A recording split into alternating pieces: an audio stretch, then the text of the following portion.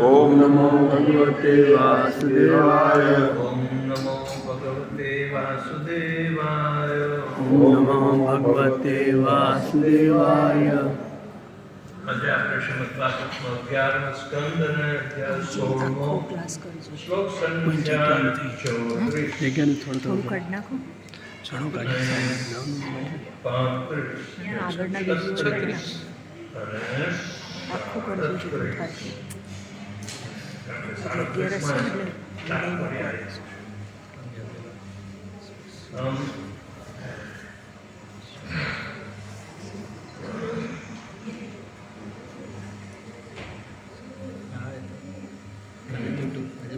अपां रसश्च 36मो there is no purport. 37मो लखो એમાં purport. Okay, let me read.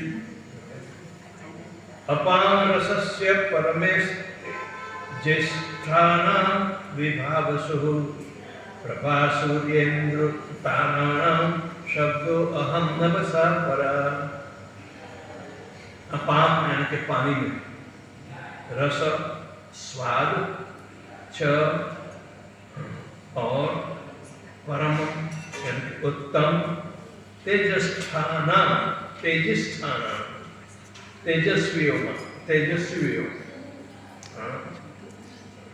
Vibhavasu सूर्य प्रभा तेज, सूर्य इंदु तारानाम, सूर्य चंद्र और ताराओं, शब्द ध्वनि, अहम हम है, नभसः आकाश में, परः दिव्य।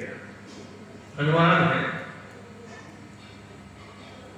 पानी का स्वाद में और तेजस्वी पदार्थों में मैं सूर्य हूँ। सूर्य चंद्र तथा ताराओं का तेज में और आकाश में जो दिव्य शब्द होता है वो दिव्य। ब्रह्मण्यानां बलिरहं वीराणां अहम अर्जुन, भूतानां स्थितिरुत्पत्तिरहं वै प्रकृति संक्रमः।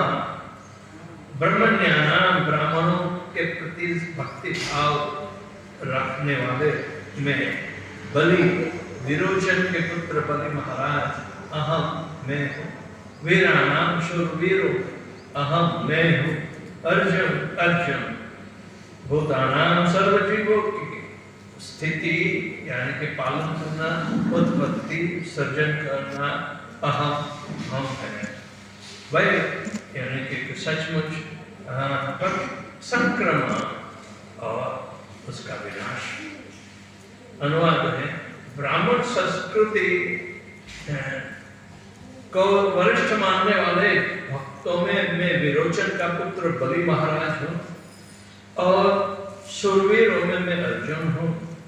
सचमुच सर्व जीवों की उत्पत्ति स्थिति तथा विनाश भी मैं हूँ।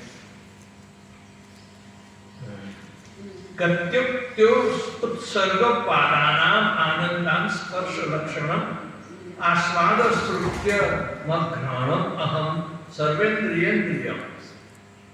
गति यानी कि चलने की गति, दौड़ना इत्यादि। उक्ति यानी कि वाणी,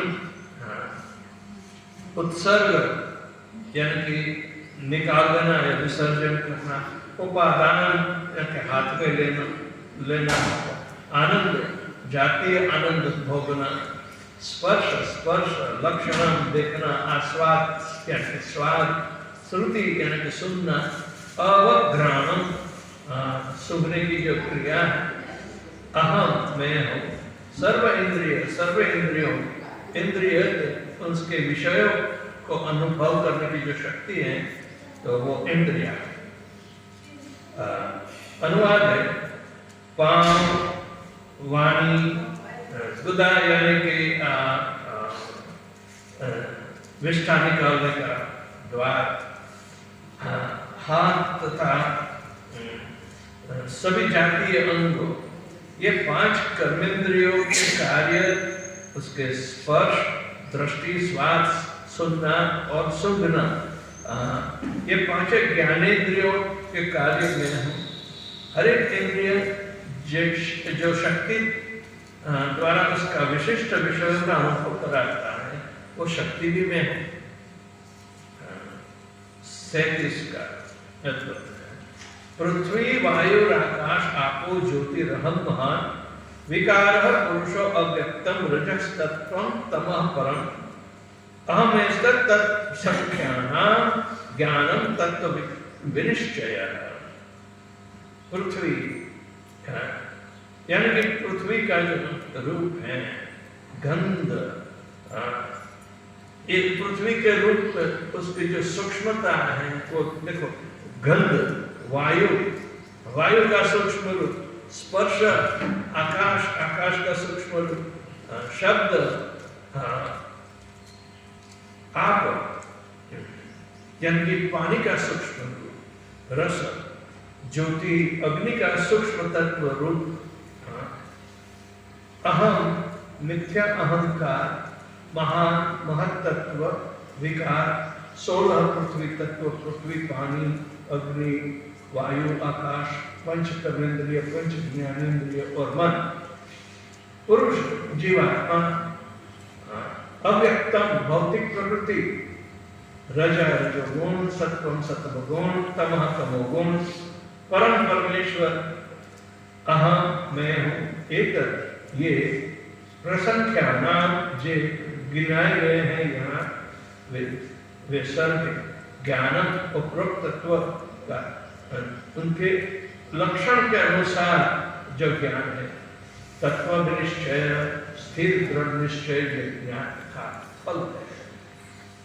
ये अनुवाद है, रूप, रस, गंध, स्पर्श तथा शब्द मैं हूँ, मिथ्या अहंकार, महत्तत्व, पृथ्वी, पानी, अग्नि, वायु, आकाश, जीवात्मा, भौतिक प्रकृति, सत्व, रज तथा तमोगुण तथा दिव्य ईश्वर भी मैं हूँ।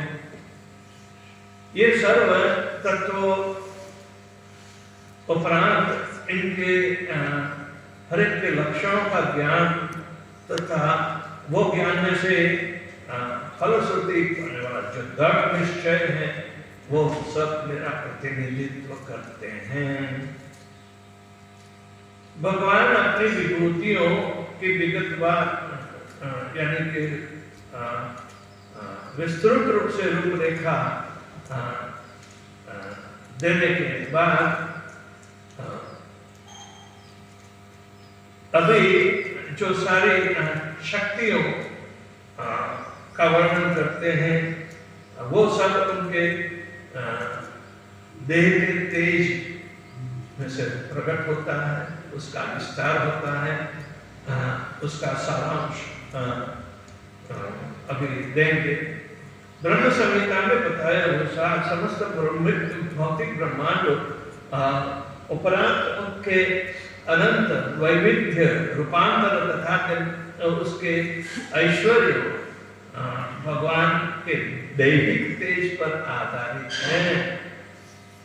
श्री जीव गोस्वामी इस श्लोक पर उनके भाष्य में इस मुद्दे की काफी बारीकाई से समझौती दी। ओम ज्ञानतिमिरन्धस्य ज्ञानाञ्जनशलाकया चक्षुरुन्मीलितं श्री चैतन्य महाविष्णुं स्थापितं येन भूतले स्वयं रूपदानं ददाति स्वपदान्तिकं वन्देऽहं श्रीगुरुं श्रीयुतापदकमलं श्रीगुरुवैष्णवांश्च श्रीरूपं साग्रजातं सहगणा रघुनाथं तं सजीवं साद्वैतं सावधूतं परिजनसहितं कृष्णचैतन्यदेवं श्रीराधाकृष्णपादां सहगणललिता श्रीविशाखान्वितांश्च ये कृष्णकरुणासिन्धो दीनबन्धो जगत्पते गोपेश गोपिकान्त राधाकान्त नमोस्तुते तप्तकाञ्चन गौराङ्गी राधे वृन्दावनेश्वरी वृषभानुसुते देवी वाञ्छाकल्पतरुभ्यश्च कृपासिन्धुभ्यश्च पतितानां पावनेभ्यो वैष्णवेभ्यो नमो नमः। नमः विष्णुपादाय कृष्णपृष्ठाय श्रीमद् भक्तिवेदांत स्वामी नमस्ते सारस्वते गौरवाणी प्रचारे निर्विशेष शून्यवादी पश्चात्पति सुतारे जय श्री कृष्ण चैतन्य प्रभु नित्यानंद श्री अद्वैत गदाधर शिवासादि गौर भक्तवृंद हरे कृष्ण कृष्ण कृष्ण हरे हरे हरे राम इस अध्याय में पूर्ण पुरुषोत्तम परमेश्वर श्री कृष्ण अपने ज्ञान बल प्रभाव इत्यादि इनकी विशिष्ट शक्तियों के संबंध में इनकी प्रकट विभूतियों का निरूपण कर रहे हैं। श्री उद्धव ने सर्व पवित्र तीर्थ स्थलों का अंतिम आश्रय ऐसे पूर्ण पुरुषोत्तम परमेश्वर श्री कृष्ण की स्तुति करते बताते हैं कि परमेश्वर को नहीं आदि होता है नहीं अंत होता है। सर्व जीवात्माओं का जन्म पोषण तथा विनाश का कारण भी वो स्वयं ही है। उन्होंने सर्व जीवों के आत्मा के रूप में भी विराजमान है और जीव मात्र के शरीर में गुप्त तरीके से रहकर ये सभी देख रहे हैं। जब दूसरी ओर बद्ध जीवों उनकी बाह्य शक्ति से मोहित होकर इनको देख नहीं पाते। भगवान कृष्ण के चरण कमल में इस तरह स्तुति करने के बाद श्री उद्धव भगवान की स्वर्ग पृथ्वी तथा नर्क और सभी दिशाओं में विविध विभूतियों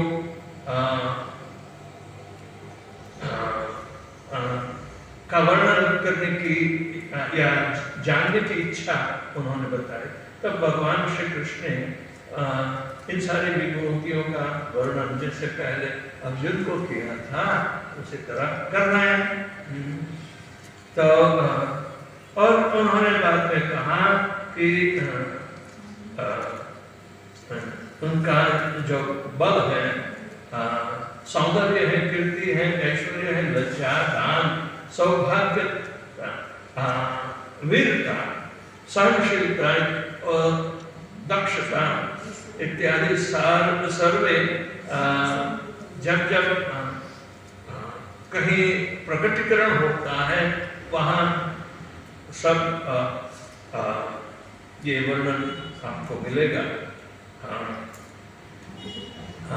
ये सारे विस्तार उनके अंदर ही समाये हुए हैं। इसीलिए यदि कोई भौतिक चीज भी ऐश्वर्य धारण करती है तो ये भगवान की अंतरंग विभूति का कारण बाहर जो इनकी विभूतियां प्रकट है। तो ये प्रकट होने का कारण इनकी आंतरिक विभूति जो है अंतरंग शक्ति से जो पैदा हुआ उसका ऐश्वर्य, ये सब बहिरंग दुनिया में यानी कि माया की शक्ति में भी प्रकट है।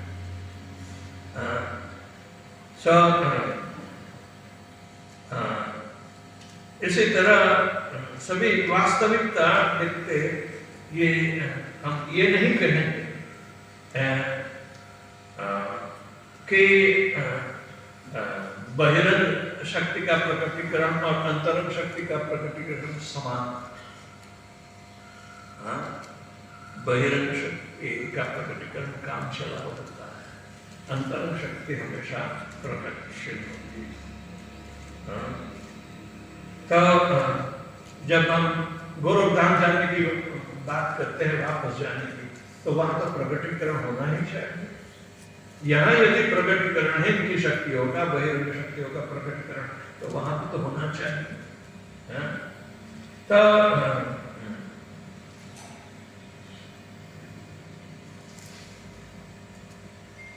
इसका मतलब ये नहीं है कि हम मानसिक कल्पना द्वारा दोनों प्रकटीकरण का एक स्वरूप बनाते हैं कि यही बराबर है, वही बराबर। हम जो यहाँ देख रहे हैं सभी यही भगवान की करामत है, तो यही स्वीकार लो। वहां जाने की आवश्यकता क्या है?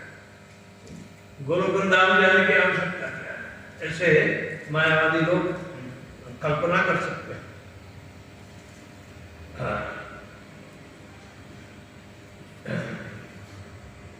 ये सारी कल्पना, आकाश में पुष्प की वर्षा होती है, हाँ? ये सिर्फ कल्पना ही, हाँ? वो अस्तित्व उसका कल्पना नहीं, वास्तविक नहीं दिखाई। कभी दिखा है आकाश में से पुष्प की वर्षा होते हैं? हाँ? हाँ। जो भौतिक ऐश्वर्य होते हैं, हाँ, वो वास्तव में सत्य नहीं होता। इसलिए मनुष्य इनके चिंतन में ज्यादातर दिमाग नहीं दौड़ाना चाहिए।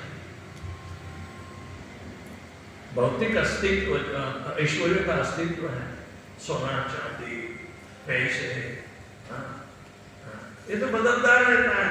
सोने में से प्लास्टिक आ गया, क्रेडिट कार्ड में पैसे की भी तो मनुष्य को इनके चिंतन में ज्यादा अपने दिमाग को रोकना नहीं चाहिए। परमेश्वर के शुद्ध भक्तों तो इनकी वाणी, इनका मन तथा प्राण शक्ति की प्रवृत्तियों का नियमन करने में उनकी बुद्धि का उपयोग करते हैं, और इस तरह वो कृष्ण भक्ति में परायण होते हैं। ओम ज्ञानतिमिरान्धस्य ज्ञानाञ्जनशलाकया चक्षुरुन्मिलितं तस्मै श्री गुरुवे नमः। श्री चैतन्य मनोभीष्टं स्थापितं येन भूतले स्वयं रूप कदा मह्यं ददाति स्वपदान्तिकं। वन्देऽहं श्रीगुरो श्रीयुतापदकमलं श्रीगुरुं वैष्णवांश्च श्रीरूपं साग्रजातं सहगणा रघुनाथान्वितं तं सजीवं साद्वैतं सावधूतं परिजनसहितं कृष्णचैतन्यदेवं श्रीराधाकृष्णपादान् सगणान् ललिता श्रीविशाखान्वितांश्च। हे कृष्ण करुणा सिन्धु दीनबन्धो जगत्पते गोपेश गोपिकान्त राधाकान्त नमस्ते। तप्त कंचन गौरांगी राधे वृंदावनेश्वरी वृषभानुसुते देवी प्रणमामि प्रिये। वाञ्छाकल्पतरुभ्यश्च कृपा सिन्धुभ्येव च पतितानां पावनेभ्यो वैष्णवेभ्यो नमो नमः। नमः विष्णुपादाय कृष्णपृष्ठाय भूतले श्रीमते भक्तिवेदान्त स्वामिनिधि नामिने। नमस्ते सारस्वते देवे गौरवाणी प्रचारिणे निर्विशेष शून्यवादी पाश्चात्य देशकारिणे। जय श्री कृष्ण चैतन्य प्रभु नित्यानंद श्री अद्वैत गदाधर श्रीवासादि गौर भक्तवृंद। हरे कृष्ण कृष्ण कृष्ण हरे हरे, हरे राम राम राम। विभूतियों का वर्णन सुनते हैं। विभूतियों ने भगवान की शक्तियों का प्रगटीकरण, जैसे विभूति योग 10वें अध्याय में भगवान ने अपनी विभूति, अपनी शक्तियों का प्रकटीकरण अर्जुन की इच्छा पूर्ण करने के लिए बोले थे। ये सारा वर्णन यहाँ भी रिपीट हो रहा है।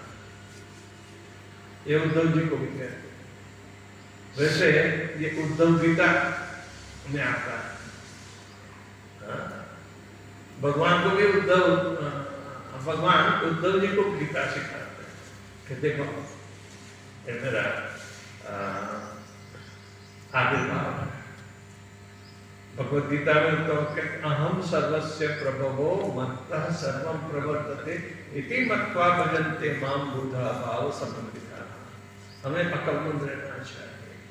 भगवान कहते कि मैं ही सारी चीजों का उद्गम हूँ, अंतरंग शक्ति या बहिरंग शक्ति के प्रभाव से जो कुछ पैदा होता है सबका उद्भव है, और मेरे से ही सारा प्रवर्तमान है, इसका विस्तार भी मेरे से होता है।